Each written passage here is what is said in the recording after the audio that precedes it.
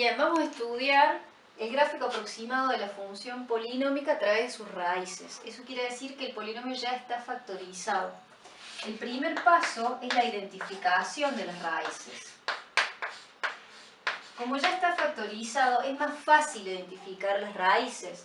Yo me voy a centrar en cada uno de los factores y voy a ver que si yo utilizo el opuesto de 2, va a ser una raíz, ya que una raíz es un número que al evaluar el polinomio, o en este caso la función, el resultado tiene que ser 0. Por ejemplo, si yo utilizo menos 2, que es el opuesto del primer factor, voy a lograr como resultado 0.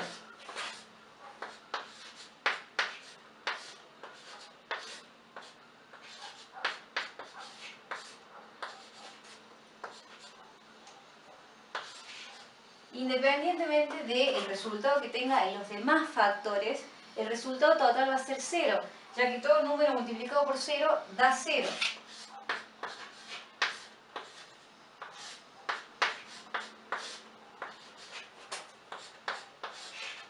Entonces, menos 2 es una de las raíces. Usando la misma lógica, voy a utilizar el opuesto del segundo factor, 1 positivo, y el opuesto del tercer factor, 5 positivo.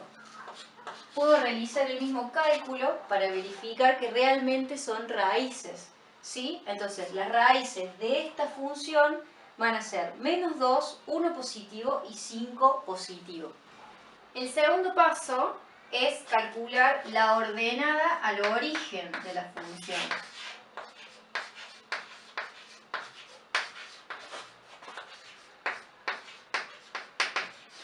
La ordenada al origen de cualquier función es evaluar la función en x igual a 0, o sea, calcular f de 0. ¿Sí? En cada una de las x voy a reemplazarlas por 0.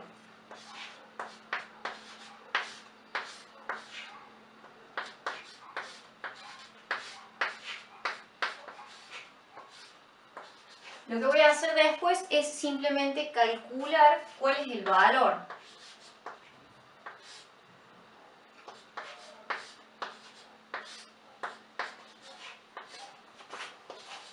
Bien, 0 más 2, 2, 0 menos 1, menos 1, y después lo tengo que elevar al cuadrado, 0 menos 5, menos 5, y lo tengo que elevar al cubo. Todo número elevado al cuadrado o potencia par siempre va a ser el número, pero con signo positivo. 1 elevado al cuadrado es 1. Potencia impar y signo negativo queda signo negativo. Y 5 elevado al cubo es 125. Entonces, 125 por 2 es menos 250. Y esa va a ser mi ordenada al origen. Eso quiere decir que la función para x igual a 0 va a cortar en menos 250.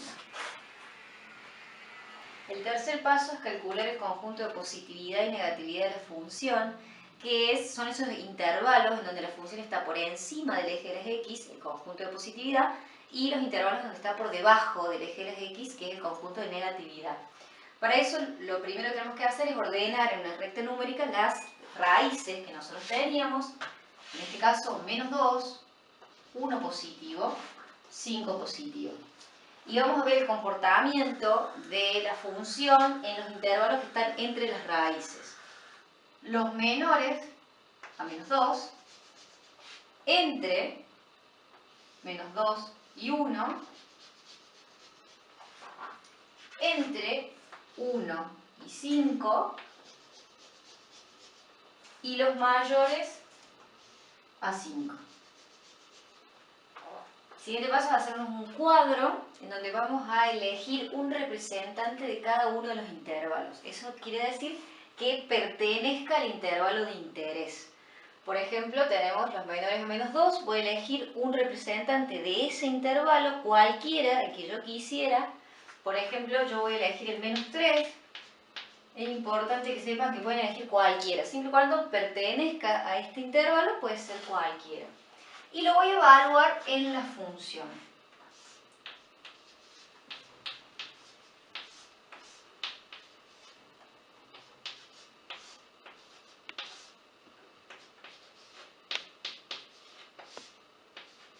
Bien, una vez que lo voy evaluando voy a calcular, pero no me voy a centrar tanto en el valor numérico, sino en el signo.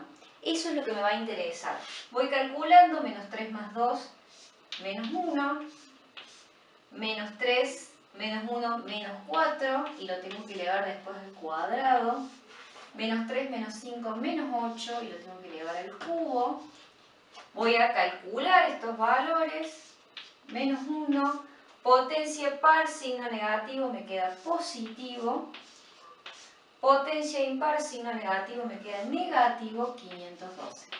Bien, no hace falta en este paso que yo calcule el valor numérico, sino solo el signo. Entonces, menos por más, menos. Por menos, más. Yo ya sé que menos 2 es una raíz. Ahora voy a elegir un representante de este intervalo, que esté entre menos 2 y 1. No los contienen porque son raíces, entonces tiene que ser estrictamente menor a esos números. Entonces sería x igual a 0, por ejemplo, y lo voy a evaluar de nuevo.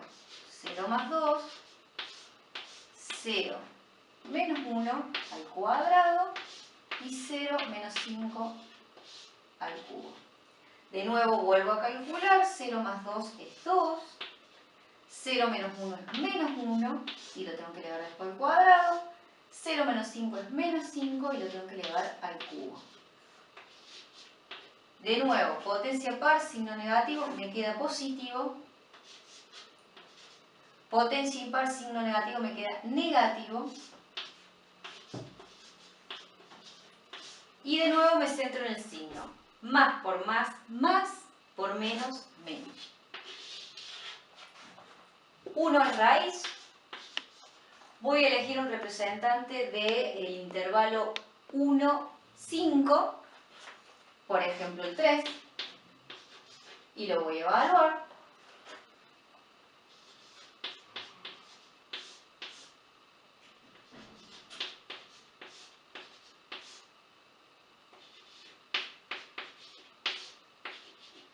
Bien, calculo 3 más 2, 5, 3 menos 1, 2, y lo tengo que elevar al cuadrado, 3 menos 5 menos 2, y lo tengo que elevar al cubo, entonces me queda 5 por 4 positivo, por menos 8.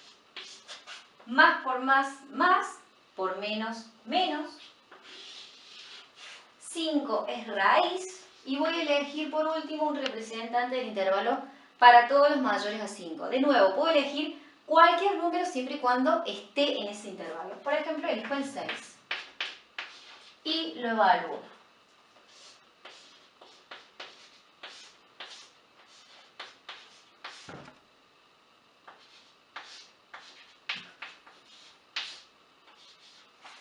¿6 más 2, 8? 6 menos 1, 5. Lo tengo que elevar al cuadrado. 6 menos 5, 1 positivo y lo tengo que elevar al cubo.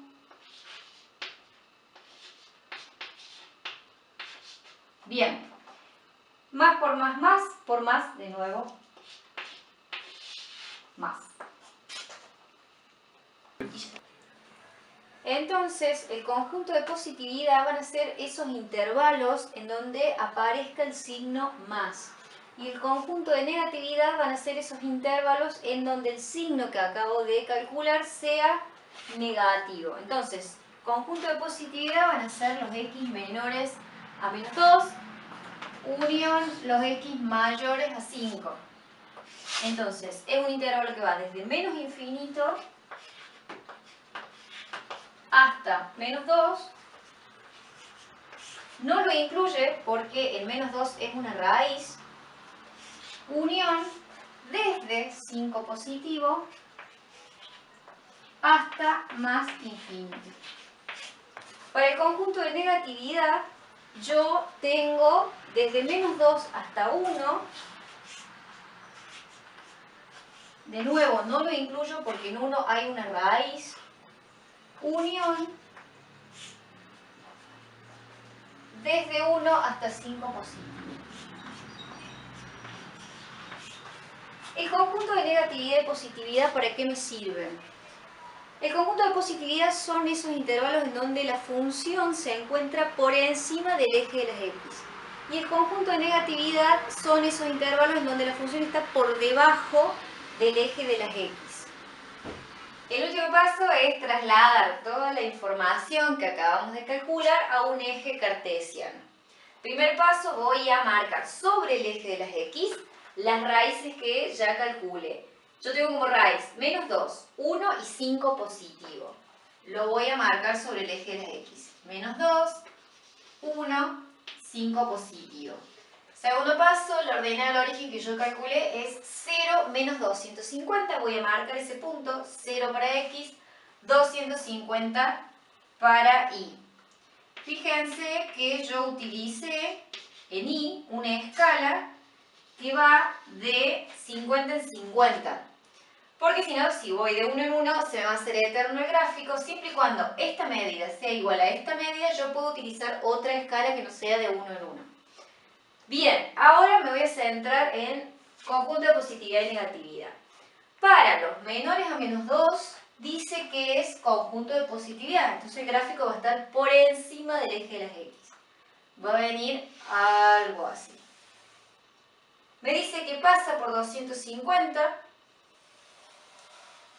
y que entre menos 2 y 1 está en conjunto de negatividad, o sea que está por debajo. Entre 1 y 5 sigue siendo conjunto de negatividad, eso quiere decir que no va a cruzar para arriba, sino que va a rebotar y va a bajar. Y para los mayores a 5 es un conjunto de positividad, quiere decir que lo va a atravesar y va a seguir para arriba. Entonces, este es el gráfico aproximado a la función que venimos analizando. Último paso, dominio imagen. Dominio siempre lo voy a ver por x, imagen siempre lo voy a ver por y. Entonces, el dominio, que es lo que puedo identificar, va a ser todos los reales. La imagen con este gráfico no la voy a poder identificar porque no tengo el punto mínimo ni máximo, porque es un gráfico aproximado de la función.